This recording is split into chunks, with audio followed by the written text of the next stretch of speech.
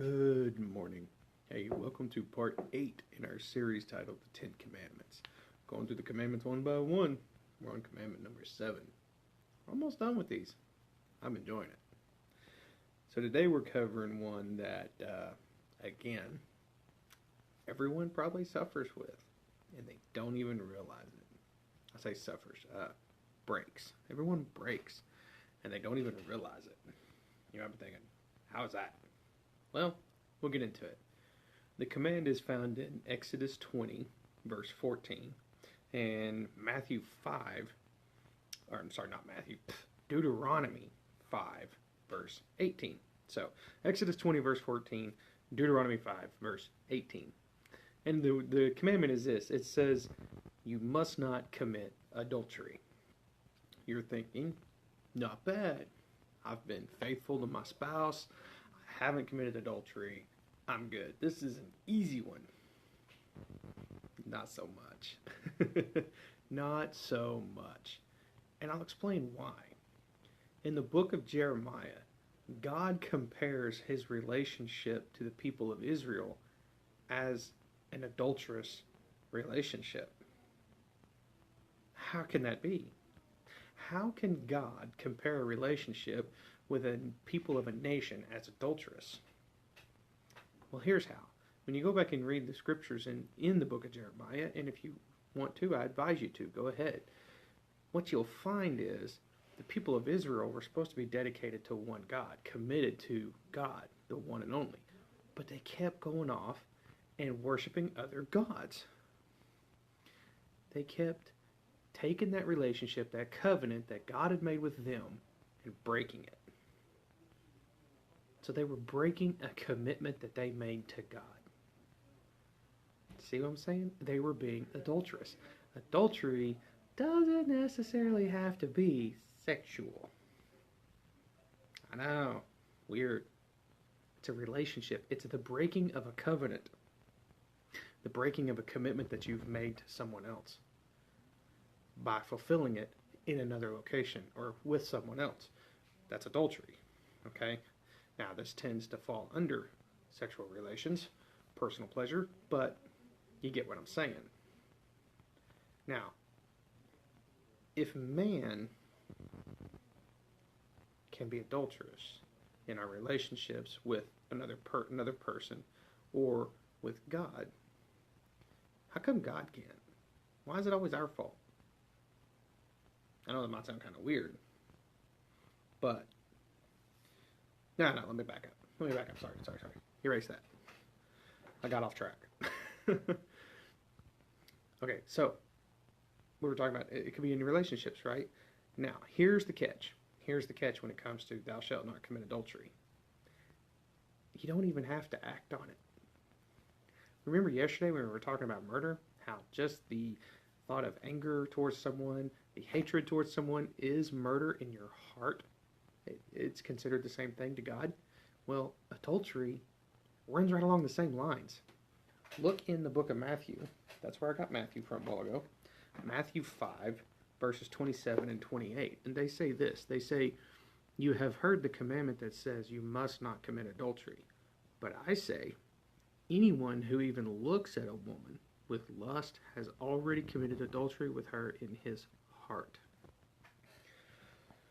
So again, this goes back to our heart. This goes back to where we generate our sources from.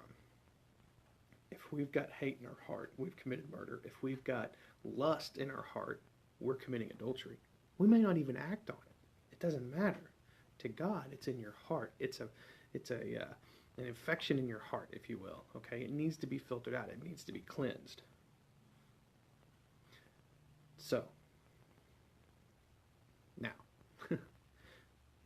with that said, you might be thinking, if I can have these thoughts, if I can have these things, why is that? Why does that happen? What's God going to do? That's where I was going with that. What's God going to do if I keep having these thoughts, if I keep having these things? I'll answer you by going to the book of Hebrews. And in Hebrews chapter 6, verses 16 through 18 say this.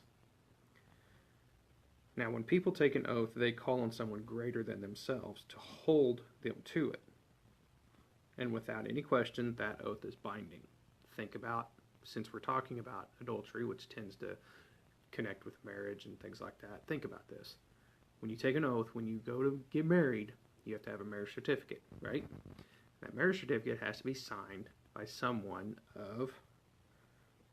greater than themselves. So a pastor that's been certified, or a judge, right?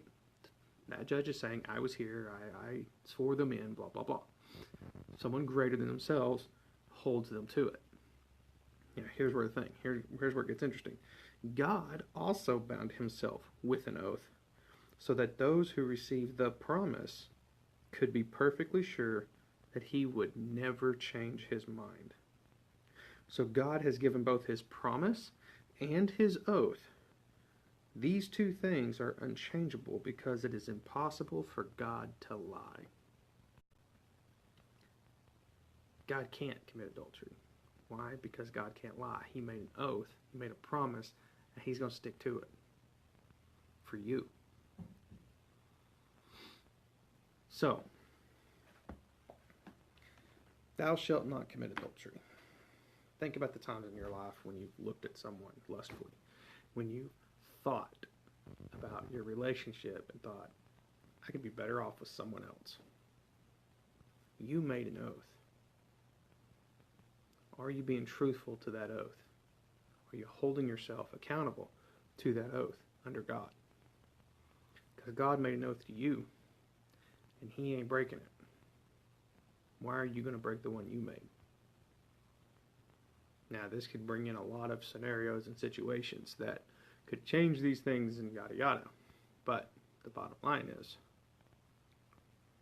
if you're going to leave your spouse, is it justifiable by Scripture? There's ways to do it. There's reasons. So, it is what it is. We're going to leave that alone. That's not what we're talking about. What we're talking about is when you break an oath intentionally. That's what we're talking about. God can't do it. But humans do it all the time. So, have you ever looked at anyone lustfully? You need to ask for forgiveness on those things. Have you ever looked at anyone non-platonic where you're like, hey, that person's, no. You need to ask for forgiveness on these things. You need to confess and ask for forgiveness. Okay? I'm not going to lie. I'm a man. There's some times that I've looked and I've been like, crap. Okay, Lord, forgive me. And yeah, all of them that I can think of, I've told my spouse about. I'm not ashamed of it. She knows. Okay? I told her, I looked at this, man, God convicted me. Confessed it, just letting you know. And she's like, thank you. Glad you told me. You know? So what happens? We're not perfect. We all commit it at some point in our life, and we don't even realize it sometimes until it's too late. So, my daily drink. I've kind of rambled on this one today, and I'm sorry. My daily drink for you today is this. Although we fail, God remains faithful. Just like he forgives and restores your relationship with him, God will restore your relationship with your spouse. Think back to the times you've been unfaithful and you've committed adultery in your heart, lustful thoughts, things of this nature.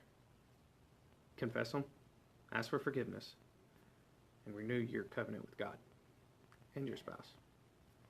That's my daily drink for today. Y'all be blessed, and I'll see you tomorrow.